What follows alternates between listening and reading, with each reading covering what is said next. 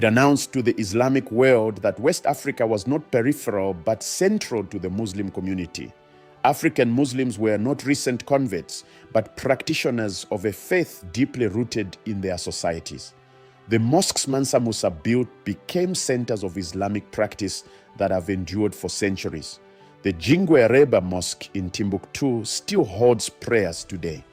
His patronage of Islamic scholarship established West Africa as a major center of Islamic learning. Scholars from Timbuktu traveled to Cairo, Mecca, and beyond, contributing to global Islamic intellectual discourse. The blending of Islam with African traditions created unique expressions of faith. Sufi practices infused with local customs, architectural styles adapted to West African materials and climate, and social structures that balanced Islamic law with traditional African values. Today, Mali, Senegal, Guinea, and neighboring countries remain predominantly Muslim, a legacy that traces back to empires like Mali that made Islam integral to West African identity. In recent decades, Mansa Musa has experienced a renaissance in popular consciousness. Articles declaring him the richest man in history circulate online. His story appears in history textbooks that once ignored African achievement. Documentaries, podcasts, and educational videos explore his life. This renewed interest reflects a broader movement to reclaim African history from colonial distortion.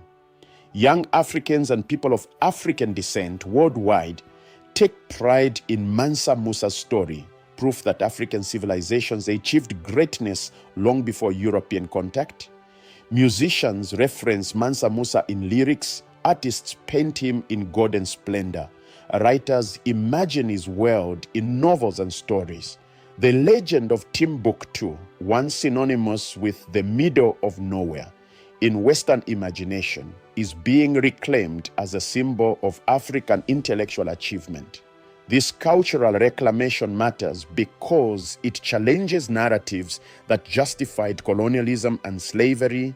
It reminds the world that Africa has always been home to sophisticated civilizations, brilliant minds, and powerful empires. Mansa Musa's legacy is not just historical, it is political, cultural, and deeply personal for millions who see in his story a reflection of what Africa was and what it can be again. What can modern Africa learn from Mansa Musa and the Mali Empire? First, that Africa's wealth, gold, diamonds, oil, rare minerals should benefit Africans. Mali controlled its resources and used them to build infrastructure, support education, and create prosperity.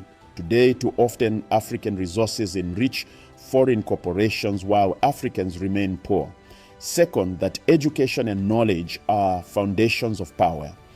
Mansa Musa invested in libraries, universities, and scholars. He understood that economic power without intellectual development is hollow. Modern African nations must prioritize education, preserve indigenous knowledge, and support African scholars and innovators. Third, that unity brings strength. Mali brought together diverse ethnic groups under a common political structure while respecting local traditions. Modern African nations, often divided by ethnicity and religion, can learn from this model of unity in diversity. Fourth, that Africa must tell its own stories. For too long, others have defined African history. Mansa Musa's story was nearly lost because European historians dismissed or ignored it. Africans must reclaim their narratives, preserve their histories, and celebrate their achievements. Fifth, that faith and culture can coexist. Mali blended Islam with African traditions, creating a unique civilization. This balance remains relevant in debates about religion, tradition, and modernity in contemporary Africa. The Mali Empire was not perfect. It had slavery, warfare, and inequality, but it also had brilliance, wealth, learning, and power. It proved that African civilizations could rival any in the world. That lesson echoes through time. So what is the ultimate lesson of Mansa Musa's story? It is this: Africa has always been a land of greatness. For centuries, the world has been told a lie, that Africa was backward, primitive, and uncivilized until Europeans arrived to save it. This narrative justified slavery, colonialism, and exploitation. It stripped Africans of their dignity and their history. Mansa Musa's story shatters that lie completely. He was a man who ruled an empire larger than Western Europe, a man whose wealth surpassed that of any European king, a man who built universities when most Europeans could not read, a man whose pilgrimage was so grand that it entered the historical record across 3 continents, and he was not an anomaly. He was part of a tradition. Sundiata before him, the Songhai emperors after him, the scholars of Timbuktu, the merchants who connected continents, the artisans who created beauty, the farmers who fed millions. Africa has always had history. Africa has always had civilization. Africa has always had brilliance. The tragedy is not that these things didn't exist. It's that they were hidden, erased, and denied. When we study Mansa Musa, we are not discovering something new. We are uncovering something that was buried. We are reclaiming a truth that was stolen. This matters because history shapes identity. If you believe your ancestors were primitive, you see yourself as inferior. If you know your ancestors built empires, you see yourself as capable of greatness. For young Africans, Mansa Musa's story is empowering. It says your heritage is glorious, your history is rich, you come from excellence. For the world, his story is humbling. It says Africa was never the dark continent. It was a beacon of light that the world chose to ignore. The gold that Mansa Musa distributed in Cairo was not just wealth, it was a message. It said, we are here, we are powerful, we matter. That message echoes today. Africa is rising again, economically, culturally, politically. African music dominates global charts. African writers win Nobel Prizes. African innovators create technologies that change the world. African voices demand to be heard. This is not a new beginning, this is a return. The spirit of Mansa Musa, ambitious, generous, faithful, proud, lives on in every African who refuses to be defined by others, who claims their history, who builds their future. The Mali Empire fell, but its legacy endures. And perhaps that is the greatest lesson of all. Empires may crumble, but the truth of what they achieved cannot be destroyed. Mansa Musa walked across the Sahara with 60,000 men and 80 camels bearing gold.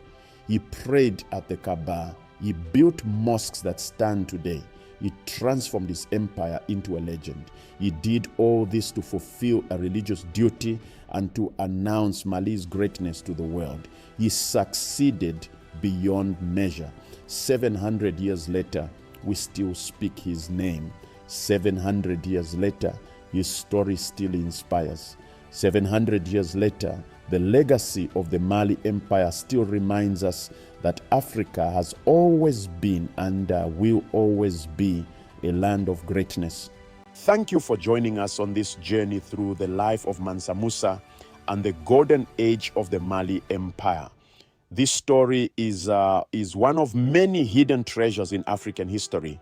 Stories of kings and queens, warriors and scholars, innovators and artists who shaped the world but whose names have been forgotten or ignored. Here at Africa Hidden History, our mission is to uncover these stories, to bring them into the light, and to remind the world of Africa's incredible past. If you enjoyed this documentary, please subscribe to our channel and hit the notification bell so you never miss an episode. Give us a thumbs up if you learned something new, and share this video with anyone who needs to hear this story. Leave a comment below telling us what surprised you most about Mansa Musa's story. What other African historical figures or events should we cover next? We love hearing from you, and your suggestions help us create content that matters to our community.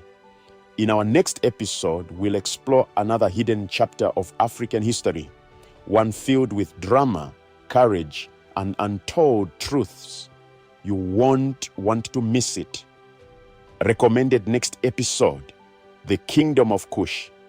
When black pharaohs ruled Egypt, or Queen Nzinga of Ndongo, the warrior queen who defied Portugal for 40 years. Until next time, remember, Africa's history is humanity's history, and the truth cannot remain hidden forever. This is Africa Hidden History. Keep exploring, keep learning, keep sharing the truth.